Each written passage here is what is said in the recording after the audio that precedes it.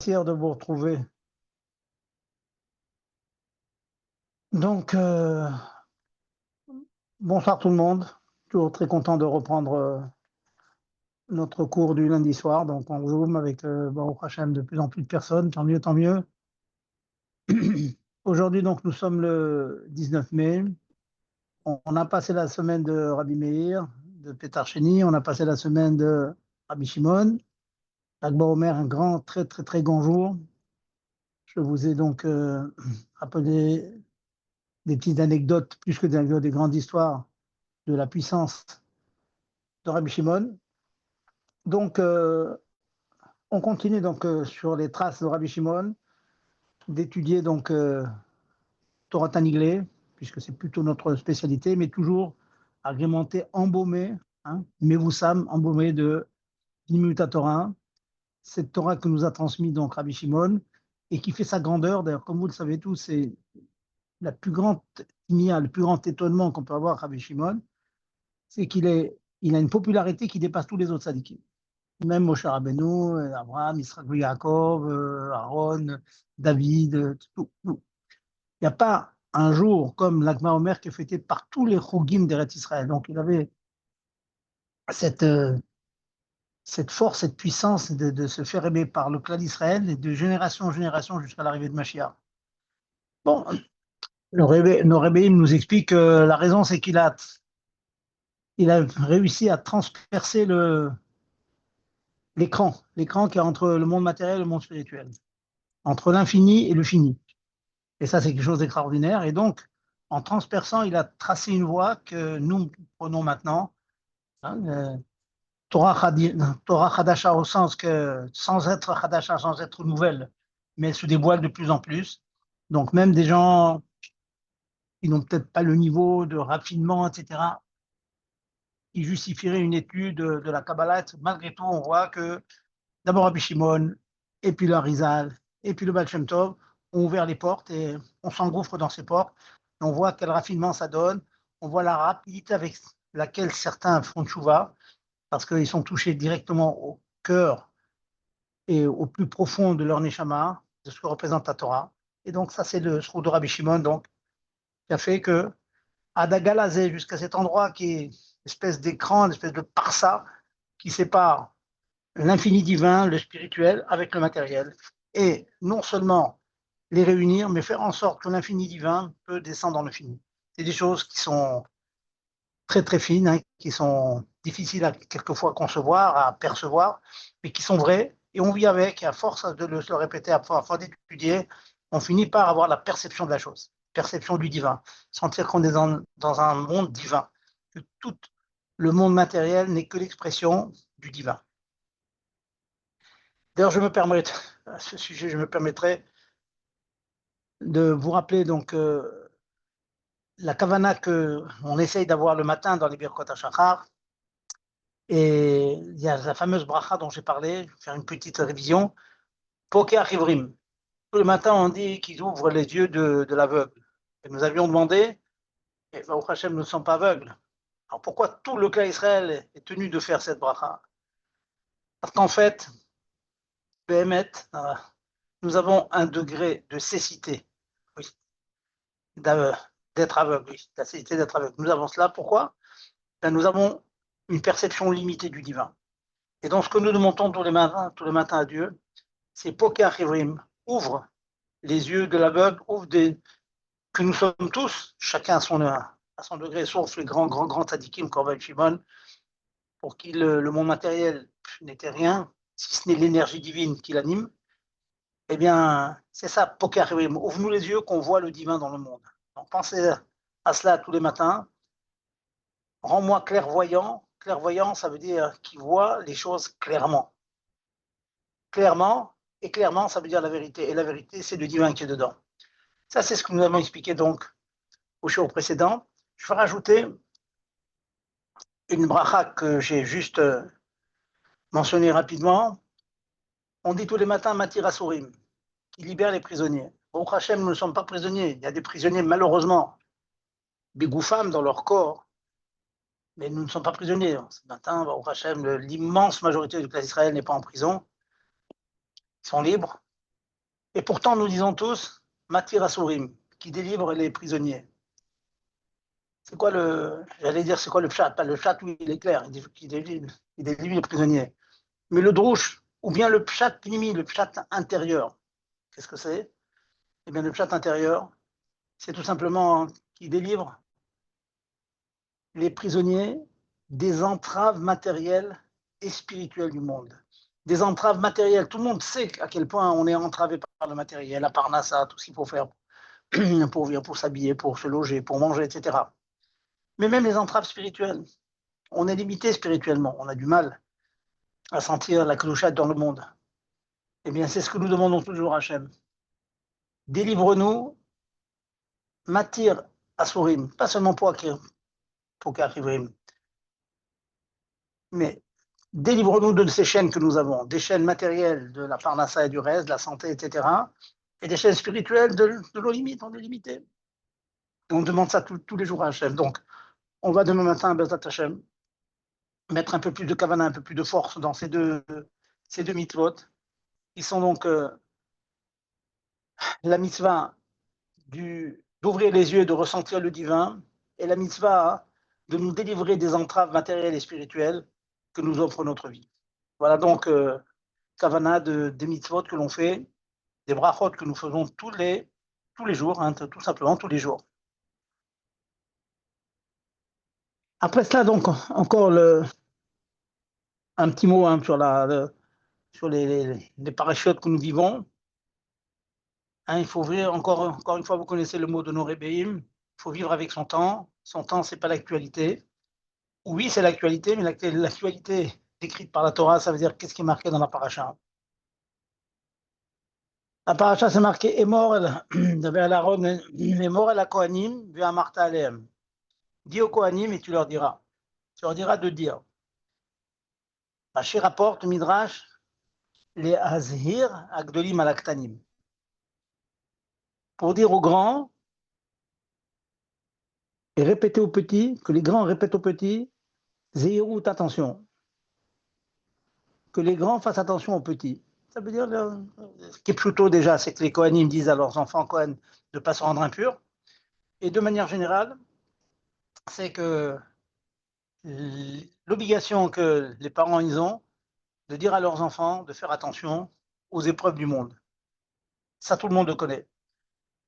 Et le Rabbi rapporte ce diouk dans les mots. La Hashgacha a fait que le mot, les zéhirout en hébreu, qui veut dire attention, c'est le même racine que Zohar. Zohar, c'est briller. C'est l'éclat. Faire en sorte que les enfants rayonnent. Et pour cela, très intéressant d'ailleurs que j'ai vu avant chez Feinstein, donc Gadol Agdolim dans le Niglé des Torah, qui disait que lorsque les parents sont un exemple pour leurs enfants, ça veut dire qu'eux-mêmes, de eux émane un éclat, un zohar. Un zohar, ça veut dire un éclat, quelque chose de brillant, une brillance qui est. Alors, les enfants, ils vont voir. Pour illustrer, il faut toujours une petite histoire pour faire comprendre aux talmidim, aux élèves que nous sommes tous, cette chose-là. C'est rentré dans un petit din Torah, hein, de nombreuses années, je pense dans les années 70, entre un Mossad qui voulait diminuer la paye d'un des Skenim, on va dire, Skenim, qui, compte tenu de son âge, on va dire, ne faisait pas grand-chose à la yeshiva. Il n'avait plus la force de donner des cours de haut niveau comme il faisait auparavant.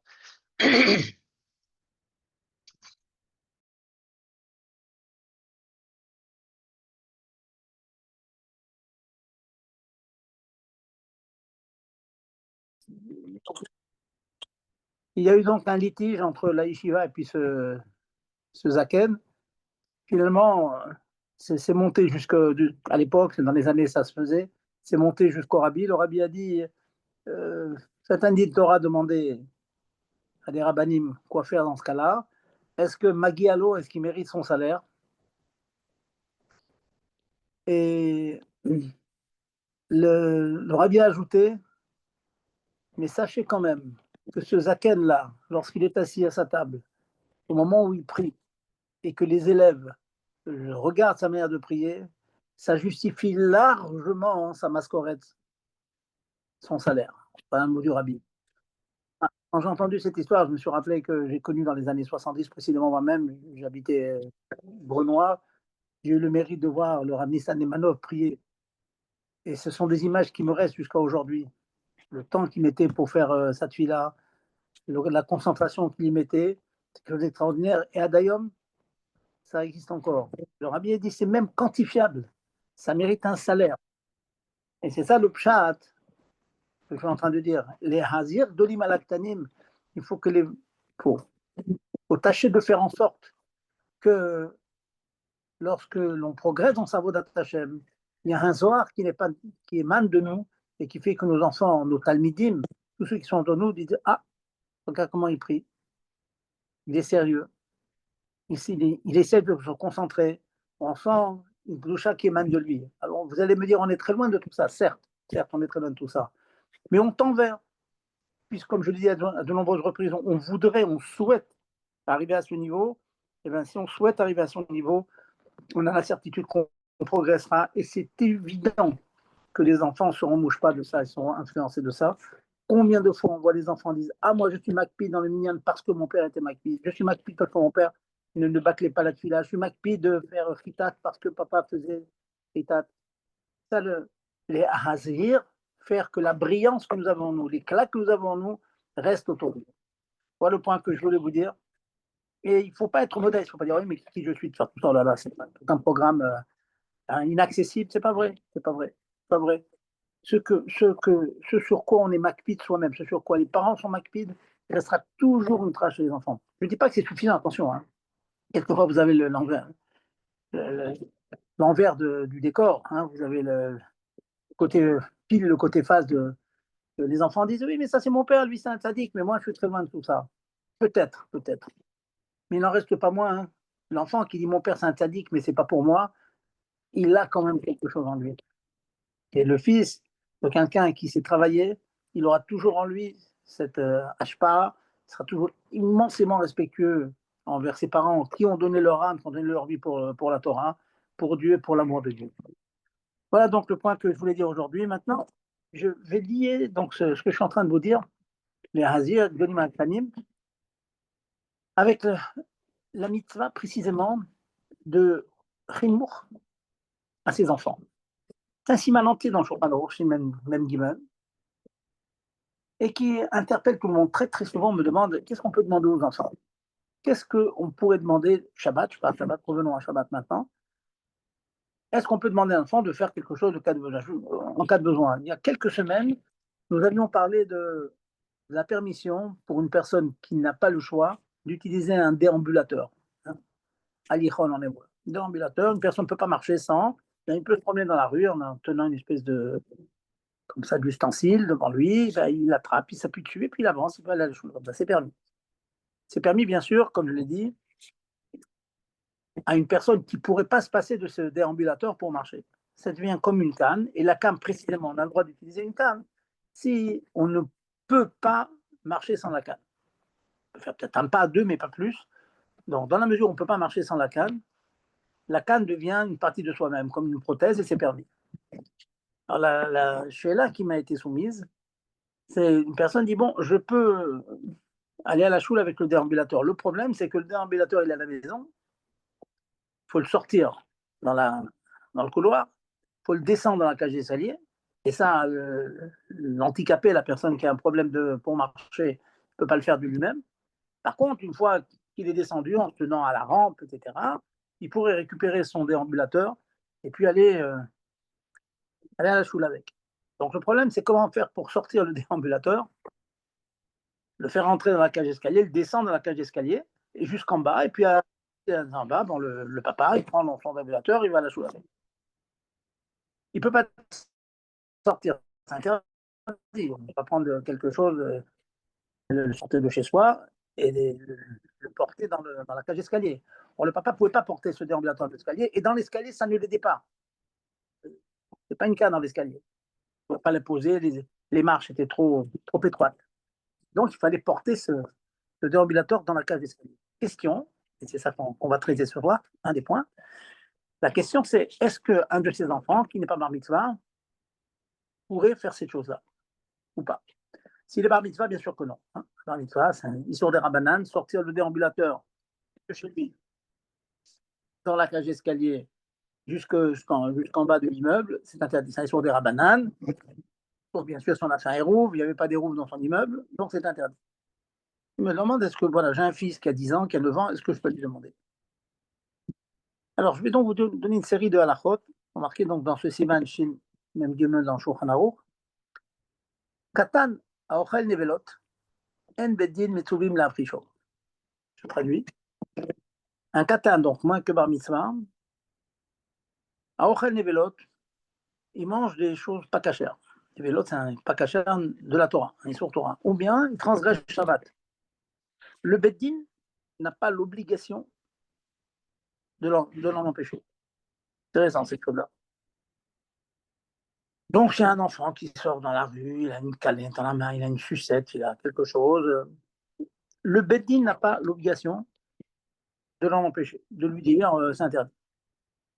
Les parents, par contre, nous disent les parents, ils ont mitzvah de chinour. Donc, à partir de l'âge de chinour, selon le développement des enfants, ça peut être, disons, 6 ans, bon, on va donner un chiffre.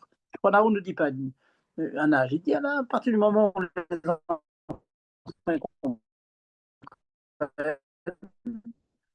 Alors là, le papa, pas le beddin, pas parce que le père a une mitzvah de chinour, alors il est tenu de dire à son fils, ne mange pas cette chose pas cachère, ne porte pas Shabbat, ne fait pas une aberration. Voilà, n'allume pas les lumières, etc., etc. Voilà. Maintenant, il y a une deuxième chose aussi. Première, donc nous avons dit que le beddin n'est pas tenu de l'empêcher, mais le papa est tenu de l'empêcher.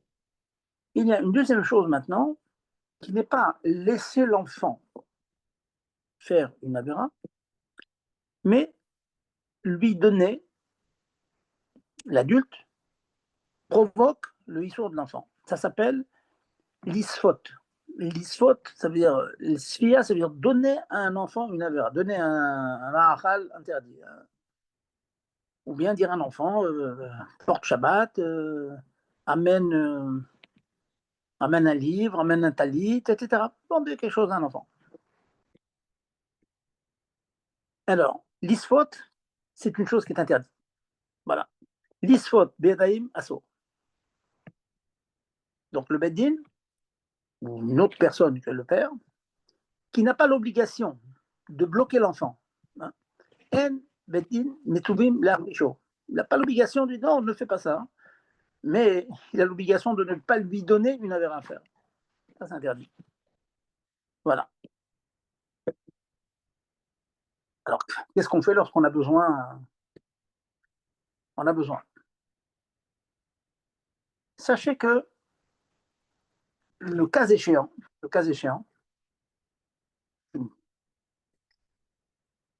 on pourrait demander à un non-juif de donner à l'enfant un issour. Alors là, j'ajoute le point, il ne faut pas confondre. Un issour des rabbanan.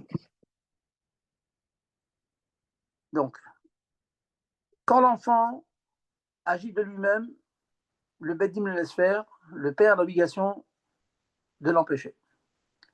Fait de lui-même pour lui. Maintenant, lui faire, lui donner un aliment interdit, ça c'est interdit. S'il est malade, qu'il en a besoin, alors, un vrai besoin, on peut le faire à l'idégoï. Alors la question, est-ce que on peut lui le laisser faire, dispot, ça veut dire lui faire un issour d'Erabanan. Je pense en vous disant tout cela, au cas de lui donner le déambulateur pour qu'il le sorte de la maison, qu'il descende dans la rue pour que son papa puisse aller à la choule avec. Il y a une immense marloquette dans ça. Et Admor Zaken dit qu'en cas de besoin, c'est bien le point, en cas de besoin, on pourrait demander à l'enfant de faire un issour des Rabbanan. Pour lui-même en lui. Quand il le fait de sa propre initiative, il descend, il a sa sucette, il a sa banane dans la main, on le laisse faire. Maintenant, lui donner, nous avons dit, c'est interdit. Si maintenant je lui donne à faire un issour des Rabbanan seulement pour lui, faites attention, je dis pour lui. Première étape, il fait un issour Torah de sa propre initiative. Mais que moi je lui fasse faire, l'issour s'interdit. Troisième degré, moi je lui fais faire mais un issour des Rabbanan. Issour des Rabbanan. Toujours pour lui. Ça veut dire je lui donne un sidour et je lui dis amène ton sidour à la choule. Contrairement à la première halakha où c'est lui qui prenait l'initiative. Katan, je vous répète les mots, Katan aochel nevelot. Un Katan qui mange de sa propre initiative quelque chose d'interdit. Maintenant, j'ai avancé d'une étape. Je suis en train, moi, de lui faire faire. Moi, je lui dis, va à la choule. En apportant un sidour pour toi. Eh bien, cette chose-là, sachant bien sûr qu'elle est à la choule, c'est des rabananes, parce qu'on marche dans des carmélites, ça tourne des rabananes. Admorazaken est posek, bien que d'après le Mechaber, ceci n'est pas permis. Le Admorazaken dit l'isfotlo, issour des rabananes, les tzorko, pour l'enfant, on a le droit. Par exemple, il a besoin de porter des médicaments. Il va prendre des médicaments, il a besoin d'un sirop. Je peux lui dire, prends ton sirop avec toi, va à la choule. La première halakha dont j'ai parlé, c'est que lui prenait l'initiative, l'enfant. Ça, on le laisse faire.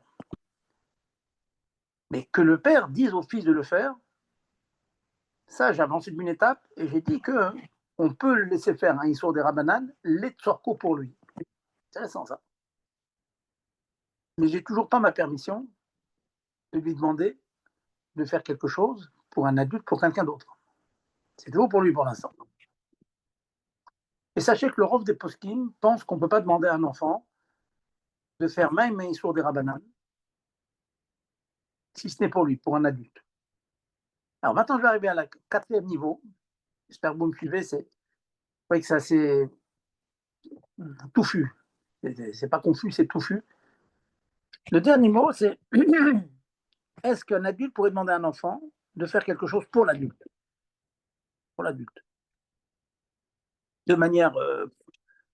Un jour, il a besoin d'un sidour, ça va être Yom Kippour, on va dire. Yom Kippour, il n'a pas de sidour, c'est impossible de lire le sidour, il ne connaît pas la tuile par cœur. Il n'a pas de talit, il a besoin de bon, encore le talit, on peut le mettre sur soi. Bon. Il y a un mot en Zaken, et ça que je veux vous dire, retenez, encadrez cette halakha-là. Admon Zaken dit la chose suivante.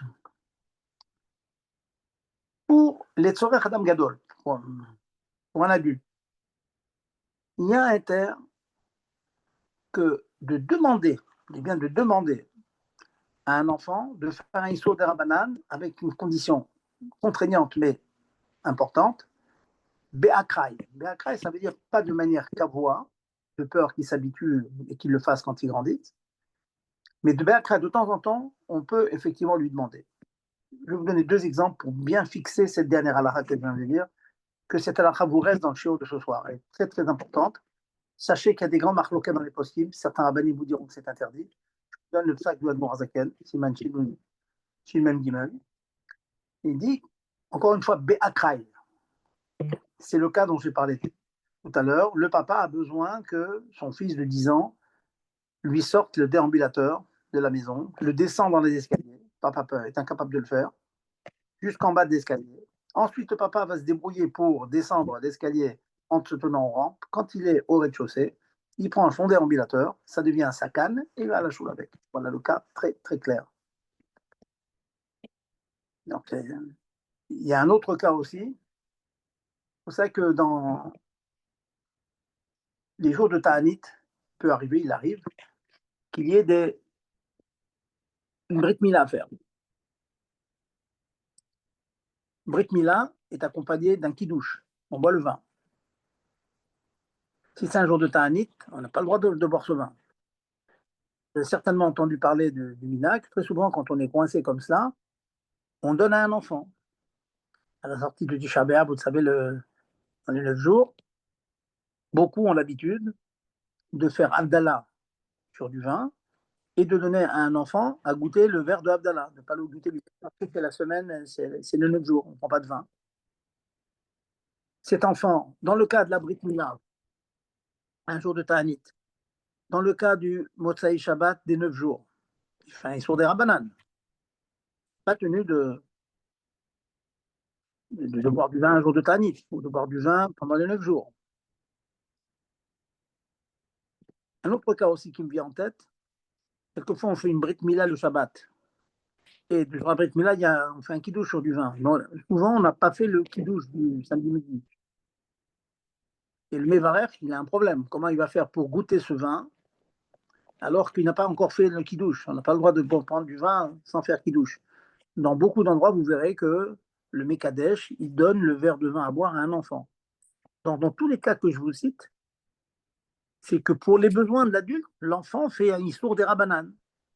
Boire du vin pendant un jour de Ta'ani, etc., etc. Vous voyez? Et bien ça se fait. Et cette chose qui se fait, c'est basé sur le éther que je suis en train de vous dire, la permission que je suis en train de vous dire, à savoir c'est un Issour des Rabbanan, pas pour l'enfant lui-même, parce que pour l'enfant lui-même, nous avons dit que c'était permis. Pour lui, on peut lui donner un Issour des Rabbanan à faire pour ses besoins à lui. Dans l'adulte, on l'a dit normalement non. Eh bien, ce éther, je viens de vous dire Béakrai, de manière fortuite, et c'est le cas. Quand on lui fait boire genre d'une Brit Mila, qui tombe Shabbat, qui tombe Yom Kippour, qui tombe le Shabbat, etc., etc., ce ne sont pas des choses qui sont régulières. C'est Béakrai, on explique aux petits. Normalement, les adultes n'ont pas le droit, c'est un Issour des Rabbanan, mais pour toi, qui est un enfant, on peut faire un Issour des Rabbanan. Les Torah Mitzvah, bien sûr, c'est tous les cas que j'ai cités, ce sont des Torah Mitzvah, et Béakrai de manière pas régulière. Pour retenir cette halakha d'ailleurs, elle a été, les mots du Hadmour Zaken, un petit peu, on a donné une ressemblance avec le fameux éther qu'on répète très souvent, qui s'appelle Shvut, des Shvut, les Torah Mitzvah. Qu'est-ce que ça veut dire?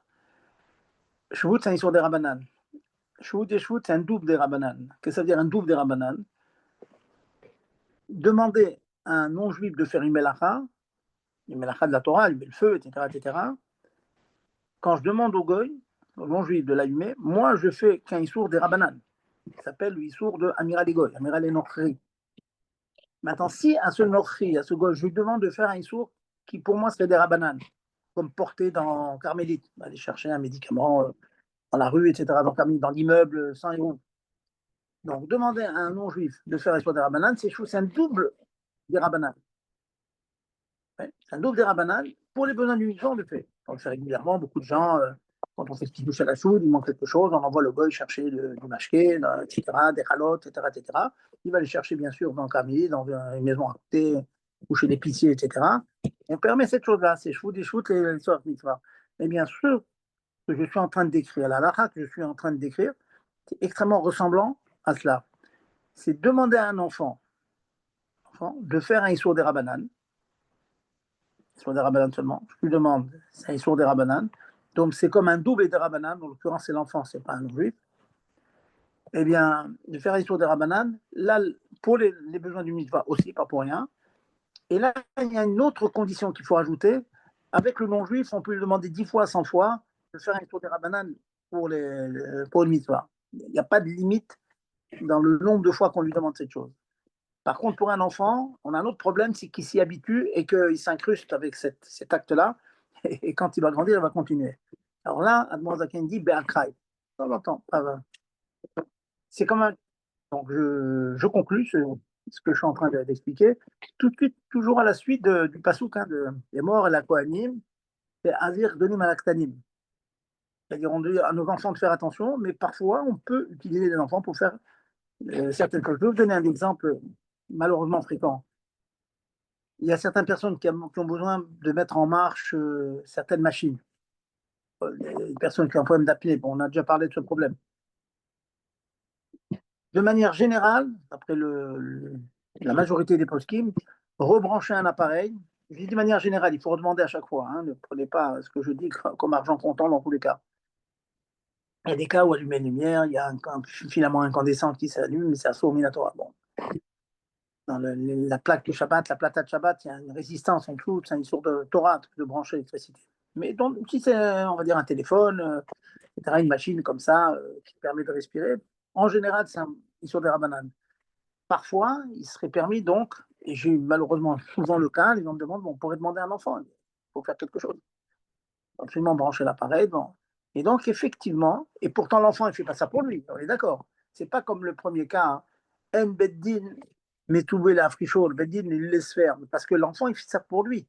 C'est là qu'on le laisse faire, le Beddin. Il n'y a que le père qui est tenu de lui interdire.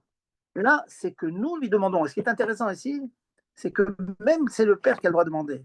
Donc, en quelque sorte, la mitzvah de Chinour, elle est mise un peu de côté pour ce cas précis que je décris ce soir.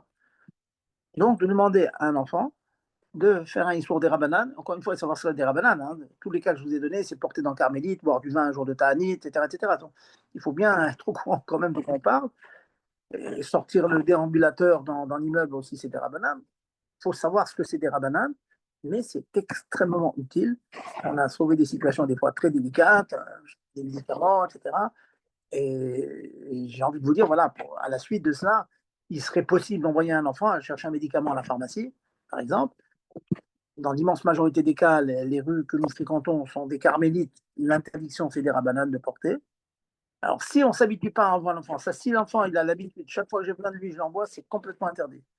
Mais comme ça, Béakra, de temps en temps, Amim, on a le droit donc de faire ça. Voilà donc ce que je voulais résumer. Je sais que je vous ai parlé de ces halachot il y a assez longtemps, mais puisque ça coïncidait avec la paracha, donc je me suis permis donc de vous faire une petite travers là-dessus. Y a-t-il des questions là-dessus avant de passer à autre chose? Je vous écoute.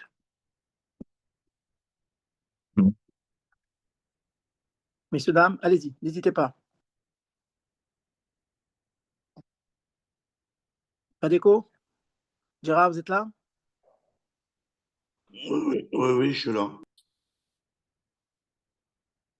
Vous connaissez bien sûr tout ça, vous, hein? Vous avez déjà entendu. Ben, absolument. Voilà. Alors, allez-y. Il n'y a pas de questions? S'il n'y a pas de questions, je passe à autre chose. Mais voilà, je voulais vous faire donc. Je pense que je ne vous cache pas que ce genre de chélotes, elles sont extrêmement fréquentes. Et dans beaucoup de familles, demander à un enfant, c'est quelque chose qui est extrêmement facile pour beaucoup. Dans l'habitude, dès qu'il y a un problème, on demande à un enfant. Et il faut savoir que non, c'est pas juste. Si vous n'entrez pas dans le cadre étroit de ce que je viens d'expliquer ce soir, bien un crail, des rabananes, le poulet, et c'est interdit. Alors, messieurs, dames, Alors, j'ai allez-y. une question, s'il vous plaît. Allez-y. Euh, c'est concernant le frigidaire, le Shabbat. Alors, on a l'habitude de ne pas l'ouvrir parce qu'on attend qu'il se mette en marche. Maintenant, il y a des enfants, des petits-enfants qui ne sont pas encore bar mitzvah. Est-ce qu'on peut leur demander de l'ouvrir pour pouvoir prendre quelque chose? Il n'y a Il n'y a pas pas de problème de lumière, hein? Non. pas de lumière. Oui, vous pouvez demander là. Vous pouvez demander. C'est juste le moteur, quoi. On C'est attend que le moteur. évident que c'est un issour des rabananes, cette chose-là, et puis c'est encore moins qu'un issour parce que c'est le thermostat, vous savez, c'est pas C'est direct, ça. D'accord. voilà. Ouais. Vous Merci. juste leur dire de vite fermer le frigo, hein, parce que plus vous le laissez ouvert, plus il y a de Ouais. probabilité qu'il va se mettre en marche. Mais si vous faites ça rapidement, on peut permettre ça, c'est sûr. Merci. Voilà. Autre question? Mesdames, pas les dames, allez-y.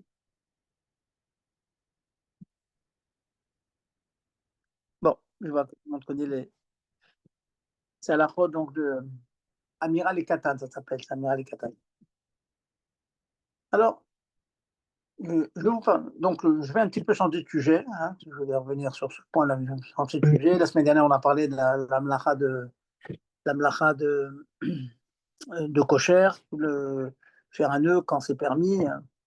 Et le résumé, c'est que les khatrila, a priori, les seuls nœuds qui sont permis, ce sont les rosettes pour moins de 24 heures. Sinon, c'est compliqué, etc.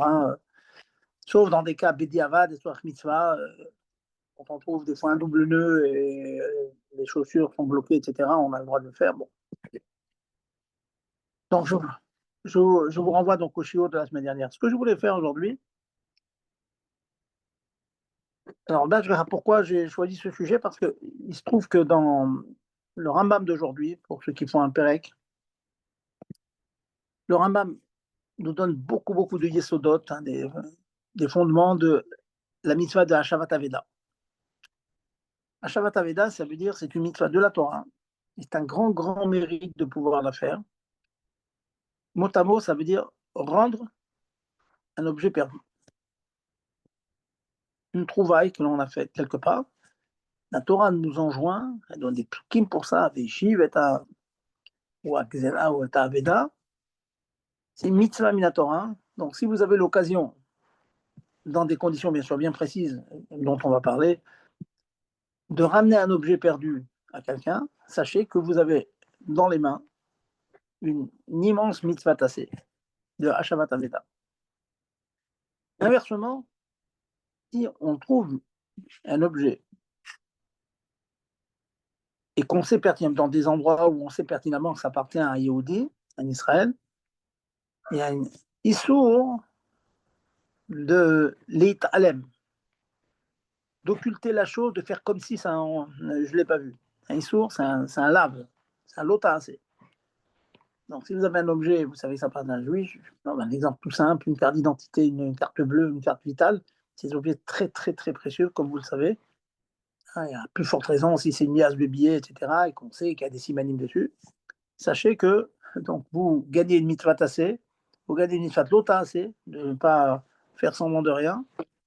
Et donc, c'est bien de faire cette mitzvah avec Goufo. Je connais beaucoup de gens qui sont extrêmement heureux quand ils ont l'occasion de faire cette mitzvah-là. C'est une mitzvah minatora. La Torah qui nous demande ça. Maintenant, je vais vous donner plus de détails tout à l'heure, mais la question qui est souvent demandée, est-ce que si je trouve une trouvaille, précisément un objet perdu, qui appartiendrait à un non-juif? Alors, la Torah nous dit Achicha. Quand elle parle de cette mitzvah de ramener l'objet, elle parle d'Achicha. Achicha, ça veut dire un juif, pas un non-juif. Le Rambam donne la raison, il dit, parce que très souvent, ça peut aider des Rechaïm à faire des Averot ici. Donc en fait, quand la Torah nous dit, d'ailleurs dans le texte de Rambam, c'est marqué un Oved Kochavim, ça veut dire un idolâtre. Beaucoup comprennent que si ce sont des gens qui ont des us et coutumes, c'est des gens, c'est pas des voleurs, ils vivent comme des noirs, il y a des lois, on ne vole pas, c'est très bien qu'il y a beaucoup d'endroits où les gens ne sont pas voleurs. D'après certains, il y a oui l'obligation de rendre l'objet. Mais quoi qu'il en soit, il y a souvent un kiddush Hashem à faire lorsqu'on trouve un objet qui appartient dans l'objet qu'on lui ramène. J'ai eu l'occasion de le faire. Et je vois, Mamash, c'est un très très grand kiddush Hashem que les Chachamim nous disent. C'est très très bien d'être prêt à perdre le bénéfice de cette trouvaille qu'on a faite et de le ramener à son propriétaire. Il vous donnera vraiment, il sera très reconnaissant et puis ça fait un kiddush Hashem pour l'ensemble des Juifs.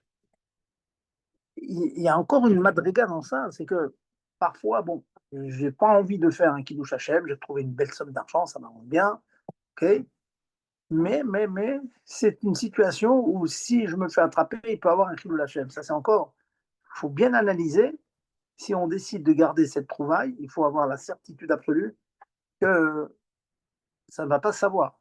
Parce que si ça risque de se savoir, ça peut faire un kiddush Hashem. Voilà, il a trouvé un sac avec une liasse de billets, il y avait un passeport, il y avait une carte d'identité, donc il y avait une possibilité de trouver la personne.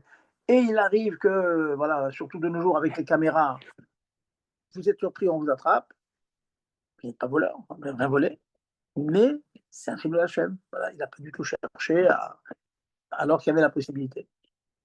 Donc, c'est bien de le faire. Hein. Ce que je vous dis, c'est un kiddush Hachem. Je me souviens que j'ai eu comme ça un petit masque il y a de très, très, très, très nombreuses années avec au pressing payé, donc les habits qu'on avait donnés pour qu'ils soient nettoyés.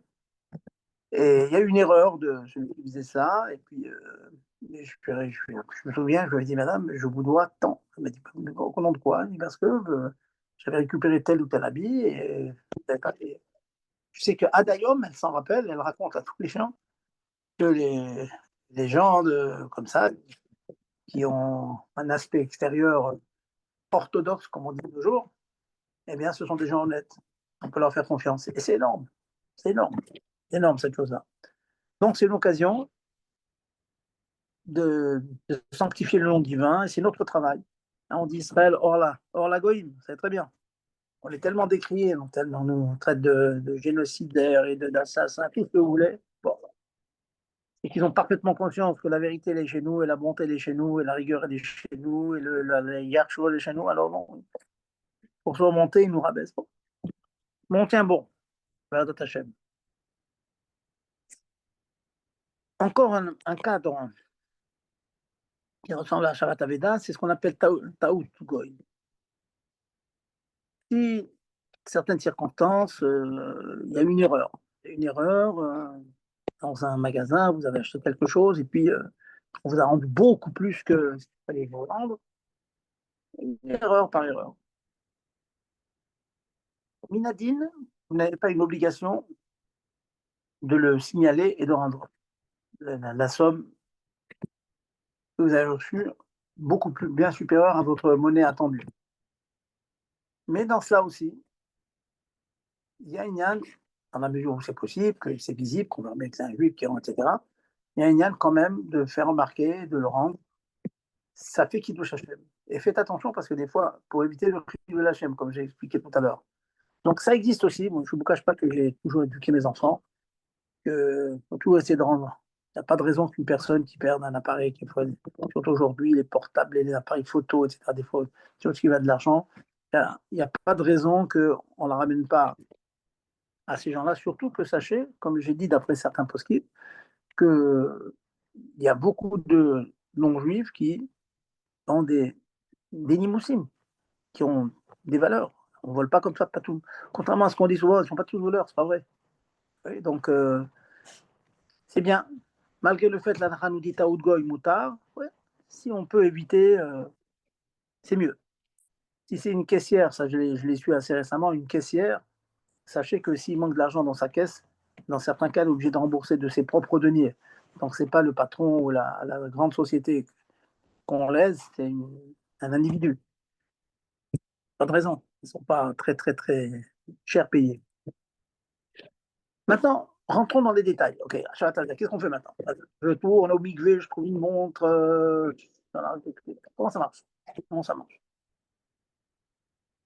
Alors, si on a trouvé un objet dans un endroit où tout laisse à supposer qu'il appartient à Israël, à une mitzvah d'être machriz, d'annoncer. Alors à l'époque, on annonçait pendant les grandes fêtes, etc. Yerushalayim, on était là-bas, on faisait des annonces pour que chacun trouve ses objets. De nos jours, très souvent dans les choules, on voit des moudaot comme ça, il a été perdu, une montre, on va trouver une montre, on va trouver un portefeuille, etc. On met un petit panneau. Des fois, malheureusement, malgré les panneaux et tout, il n'y a personne qui vient réclamer. On se demande des fois, parfois, des manteaux, des habits qui ont vraiment de la valeur, personne ne vient réclamer. C'est très, très drôle. Je m'occupe, comme vous le savez, d'une institution, le collège de hier. Je suis surpris du nombre d'habits qui valent vraiment de l'argent, qui sont toujours accrochés, qu'on met dans un endroit. Une fois par an, on installe, quand il y a les beaux jours, on installe tout ça sur la terrasse et on demande aux gens d'essayer de récupérer leurs habits. Et ensuite, on le rendra lorsqu'il donnera des signes manimes, des signes de reconnaissance. Alors là, il faudrait vraiment un chiot très, très, très poussé pour décrire ce qu'on appelle un siman. À partir de quand on va croire une personne quand elle dit, voilà, sur cette montre, il y avait tel siman. Prenons un exemple, imaginons que ce soit une liasse. Alors, on annonce, de l'argent a été trouvé. Une personne vient dire, oui, effectivement, j'ai perdu 7 billets de 20 euros et 3 billets de 10 euros. Ouais, ça, c'est un vrai siman, le nombre, le chiffre. Et si vous dites, oh, je perds de l'argent, mais je ne sais pas quoi, c'est pas une preuve. C'est pas une preuve. Donc, on va attendre assez longtemps avant de. Peut-être que la vraie personne qui a perdu va se manifester. Donc, ça, c'est ce qu'on a trouvé dans un endroit où il y a un rove de juifs. Maintenant, si on est dans un endroit où il y a un rove de goyim, comme c'est le cas, enfin, je suis en France, hein, j'ai un accent en Israël, on est en France, il trouve un objet dans la rue, bon, tout laisse à supposer d'après le digne du rov, de la majorité, ça appartient donc à un non-juif. Dans la mesure où ça appartient à un non-juif, théoriquement, je peux le garder. En l'occurrence, je n'ai pas de kiddush Hashem à faire parce que, bon, il n'y a pas de signe pour reconnaître le propriétaire. Et là, la halakha nous dit quelque chose, c'est que même si vous trouvez sur cet objet un signe, un siman, que ça appartient à un juif, la halakha pure et dure nous dit qu'on peut garder l'objet. Comment ça marche? Ça marche de la manière suivante. Dans la mesure où on est dans un endroit où il y a une majorité d'habitants non juifs, un juif qui perdrait un objet dans cet endroit-là, il fait ce qu'on appelle yiouch. Il désespère de le récupérer. Il fait yiouch, il espère pas le récupérer. Et le fait qu'il désespère de récupérer lui fait perdre la propriété de cet objet. Alors bien sûr, ce sont des concepts de la Torah, tout ça, hein, c'est pas forcément dans le quotidien. Mais la Torah nous dit ce concept-là, qu'une personne qui est mityaesh, qui renonce à retrouver l'objet, eh bien, il en perd la propriété. Ce qui fait que celui qui l'a ramassé, après Yiouch, hein, c'est pour ça qu'il y a des complications dans cela, si une personne, il sait pertinemment que l'objet, son propriétaire a été mityaesh, je vous donne un exemple. Si c'est par exemple une liasse de billets, on suppose que le propriétaire, il est souvent en train de vérifier dans ses poches s'il a toujours son paquet d'argent. Et donc, si on le trouve dans un endroit où il y a du monde, tout laisse à supposer que le propriétaire, ça fait déjà, on va dire, une demi-heure, une heure qu'il a perdu. Donc, très certainement, dans cette heure-là, il a fouillé ses poches et il a vu qu'il a perdu. En tout cas, voilà, la Nekuda, c'est si on est certain qu'on a ramassé cette somme d'argent après le Youch, après le renoncement, après le désespoir, si j'ose dire, de celui qui l'a perdu, l'objet est à nous. Or, sur les Champs-Élysées, j'ai trouvé un objet où il y a un siman que c'est un juif. Je suis sûr que le propriétaire a un fiyouch, donc il est à moi. Maintenant, il est clair, si vous trouvez dans ce petit paquet